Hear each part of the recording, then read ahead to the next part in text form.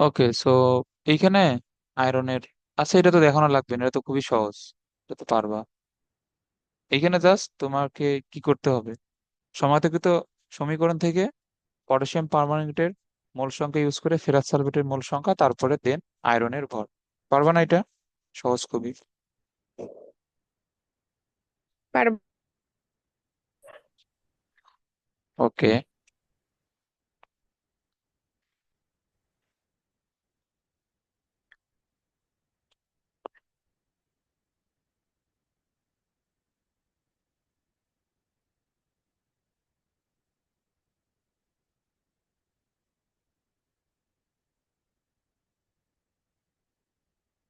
আচ্ছা, আচ্ছা এটা আমরা কয়েকটি এমসিকিউ সলভ করি।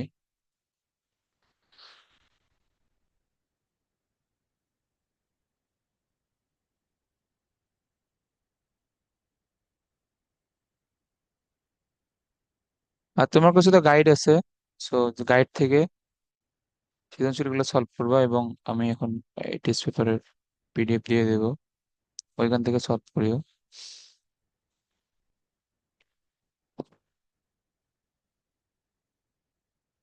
এবং খ নম্বর অবশ্যই ভালোভাবে পড়বা।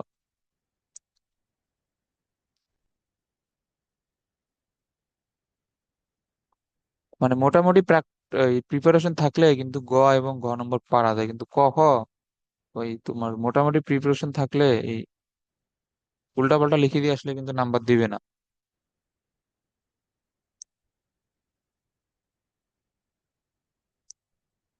ক নম্বর এবং যা জিজ্ঞেস করবে তাই লিখতে হবে, এই ভুংভাং লিখলে কিন্তু ডিরেক্ট জিরো।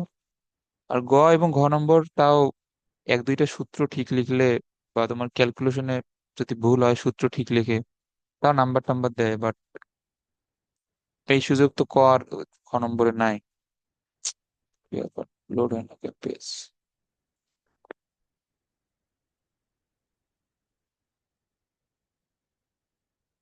আরে ধর।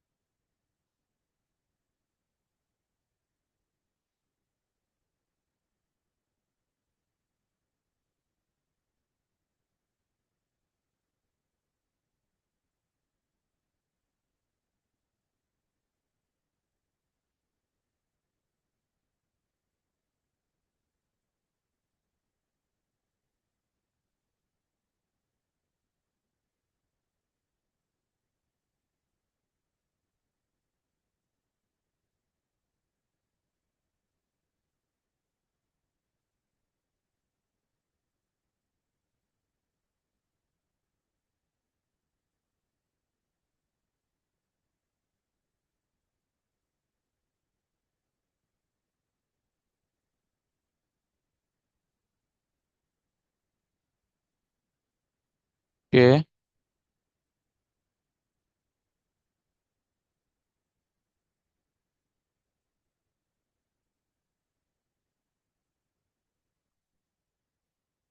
এখন এগুলা দেখা যাচ্ছে না ক্লিয়ার?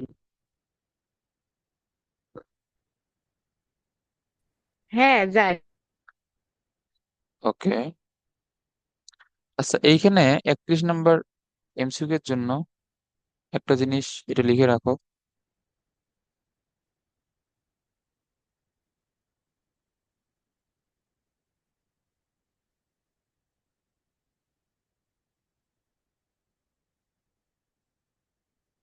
এটা মনে রাখবা।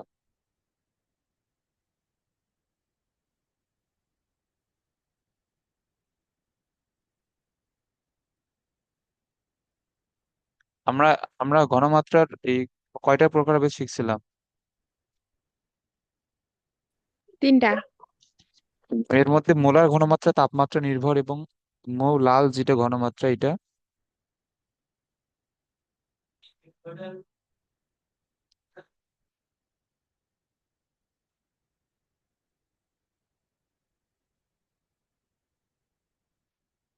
তাপমাত্রা, এটা হচ্ছে অনির্ভর। তো এখন এটার অ্যান্সার তাহলে কি হবে?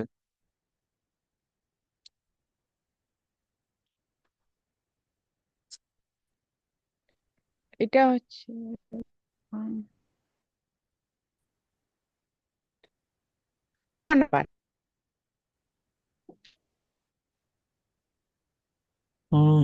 এটা কত? 31-এর, এটা কি হবে বলো? খ নাম্বার। হুম,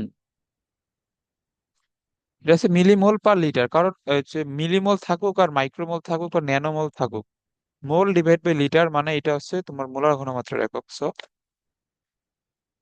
অ্যান্সার হবে খ। আচ্ছা, এটা বলো, 32 নম্বর বলো। এটা বের করো দেখি। এটা কি করা লাগবে এখানে? এস দেওয়া কত? এস দেওয়া 0.15। আর এখন পিপিএম এ নিয়ে যাওয়ার জন্য কি করা লাগে?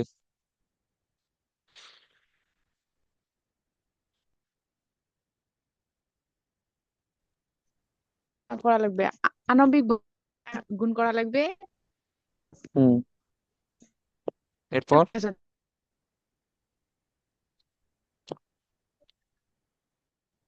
আণবিক ভর দ্বারা গুণ আর 1000 দ্বারা গুণ করো। হুম,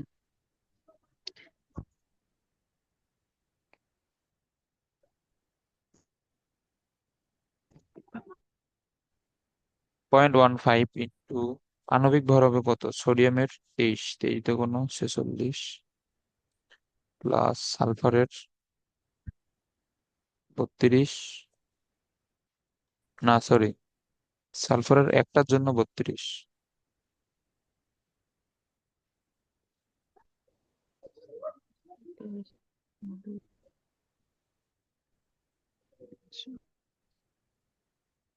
কোনটা আসে বলো?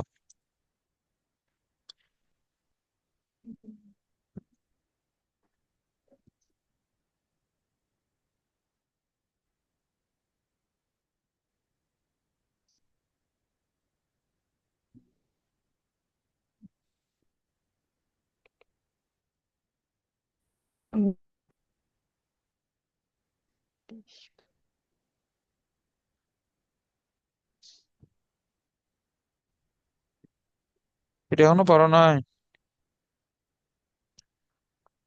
গ নাম্বার আসে। কোনটা?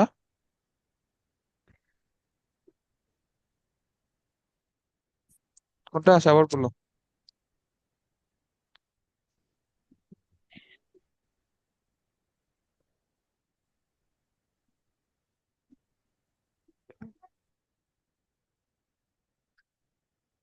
অ্যান্সার বের হয় নাই এটা? সহজ তো। বে- হ্যাঁ, এটা গ নাম্বার অ্যান্সার, গ নাম্বার।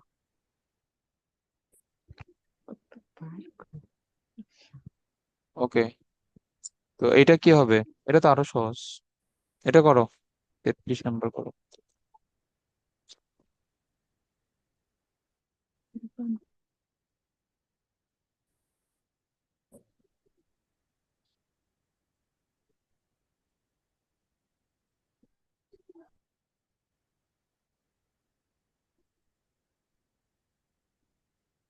এটাও গ।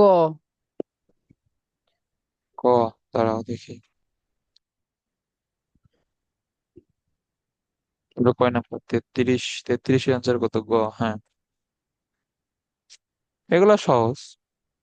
এই পিপিএম থেকে একটা এমসিকিউ তো শিওর আসবে, এবং এটা গ নম্বরে আসবে। এগুলা এমসিকিউ এর ম্যাথ গ নম্বরে আসে, সেইখানে 3 তো পাওয়াই উচিত।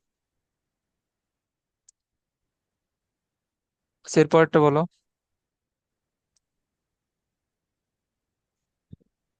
এটা ঘ নাম্বার।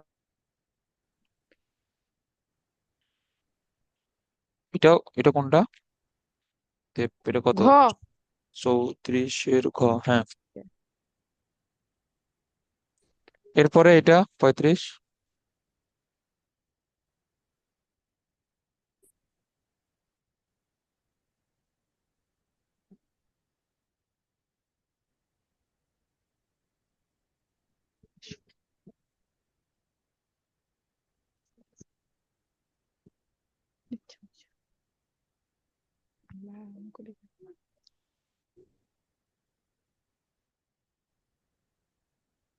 ভাইয়া, হুম।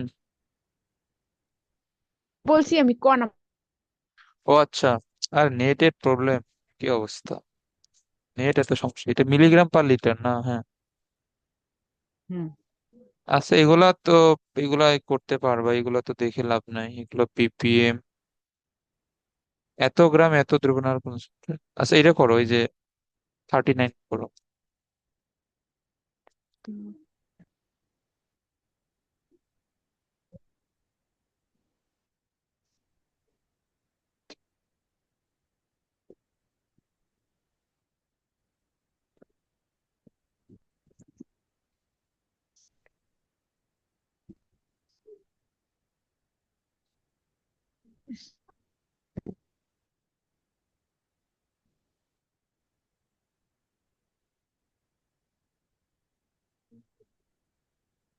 এত গ্রাম সালফিউরিক অ্যাসিডের দ্রবণে আরো এত গ্রাম পানি অ্যাড করলে মোলার ঘনমাত্রা কত হবে? এটা করছো? এটা কোন সূত্র দিয়ে করা লাগবে? S1 V1 is equal to S2 V2.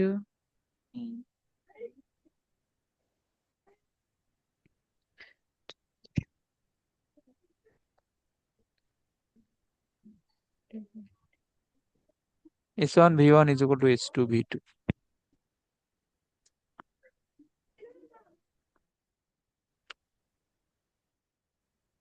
তো এখানে তো S1 তো দেয়া নাই,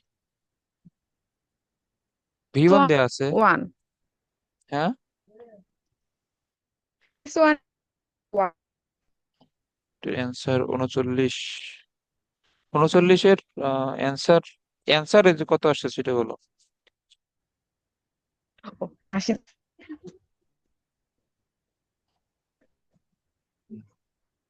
অ্যান্সার বের করছো? কিছু করো।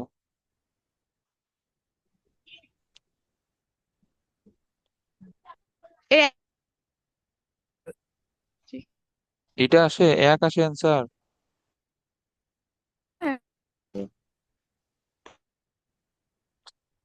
এক তো আসে না মেবি, ওয়াইফাই এর এত খারাপ অবস্থা, কোথায় চলে যাচ্ছে। আচ্ছা, এটা পারছো এটা? এটা তো এক অ্যান্সার হবে না, এটা হবে 0.5। 39, 39 কত দেওয়া? 39-এর গ, হ্যাঁ 0.5 দেওয়া। মা, 24.5 গ্রাম সালফিউরিক অ্যাসিড, আমরা এখান থেকে প্রথমে এন বের করে নিব। সো এটা এন হবে কত? এন হচ্ছে 24.5 / 98। তাহলে এর প্রাথমিক মোল সংখ্যা হচ্ছে এত। তাহলে প্রাথমিক ঘনমাত্রা কি হবে? মোল সংখ্যা ডিভাইড বাই আয়তন। সো মোল সংখ্যা ডিভাইড বাই আয়তন, এটা কত? 0.25। হ্যাঁ, এটা তো এক তো আসে। আর V1 কত? 0.25। S2, V2 কত? V2 আরো যদি 250 মিশাও, তাহলে এটা টোটাল মোট আয়তন কত হবে? 500 মিলিলিটার হবে না? V2 কত হবে? হ্যাঁ, V2 হবে 500। হ্যাঁ, তো এটা কত আসে? পয়েন্ট ঠিক টু আছে। Five divide by 5। হ্যাঁ, এটা হাফ আসে তো, সহজ ম্যাথ একদম।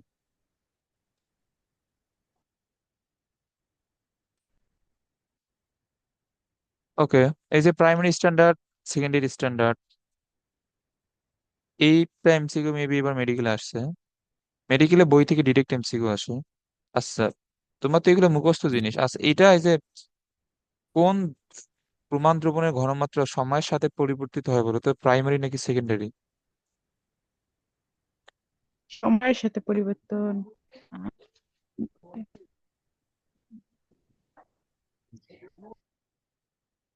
এই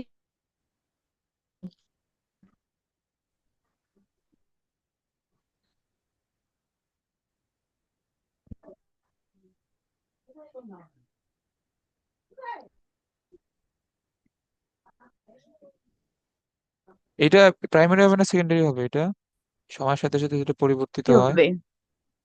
হুম। সেকেন্ডারি। হ্যাঁ, সেকেন্ডারি। সো এখানে সেকেন্ডারি কোনটা এখানে? Potassium permanganate. 41, 41-এর খ, হ্যাঁ। আচ্ছা, এরপরে হচ্ছে যে পিপিএম, 2 লিটার দ্রবণে 80 গ্রাম আছে, সো এইখান থেকে মোল সংখ্যা দিয়ে আয়তন, সরি, হ্যাঁ, মোল সংখ্যাকে তারপরে আয়তন দ্বারা এখানে ভাগ করে ইয়ে আসবে, এই যে তোমার ঘনমাত্রা। এটা করো, 44 নম্বরটা করো।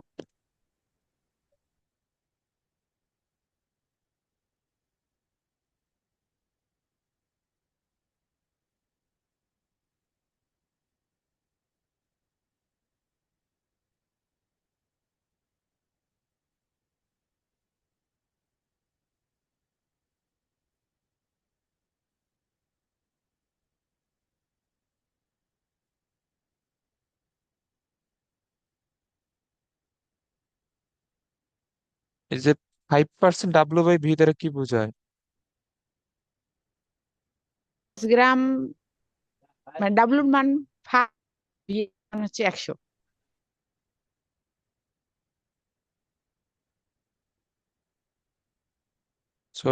না সরি, পটাশিয়াম হাইড্রোক্সাইড না, তাহলে 39 আর 1 40, 40 আর 16 56। তাহলে এখানে তোমার ঘনমাত্রা কি হবে? W/V 5,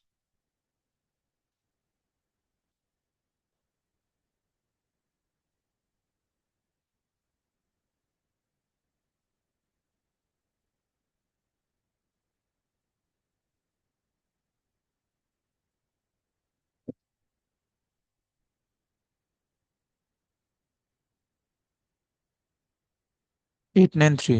ওকে, এগুলো অ্যান্সার। আচ্ছা, তো এগুলা তুমি প্র্যাকটিস করিও। আর কালকে আমরা 2টা টপিক পড়বো, একটা হচ্ছে আয়োডোমিতি এবং আয়োডিমিতি, এবং আরেকটা হচ্ছে টাইট্রেশন এবং নির্দেশকের ব্যবহার। তো এই 2টা টপিক পড়লে, ওগুলা ম্যাথ না, ওগুলা মানে থিওরি রিলেটেড আর কি। সো ওগুলা পড়লে এই চ্যাপ্টার শেষ হয়ে যাবে। দেন এগুলা এই প্র্যাকটিস করে এরপরে আমরা ম্যাথ একটা চ্যাপ্টার শুরু করব। তো এইখানে আজকে থাক।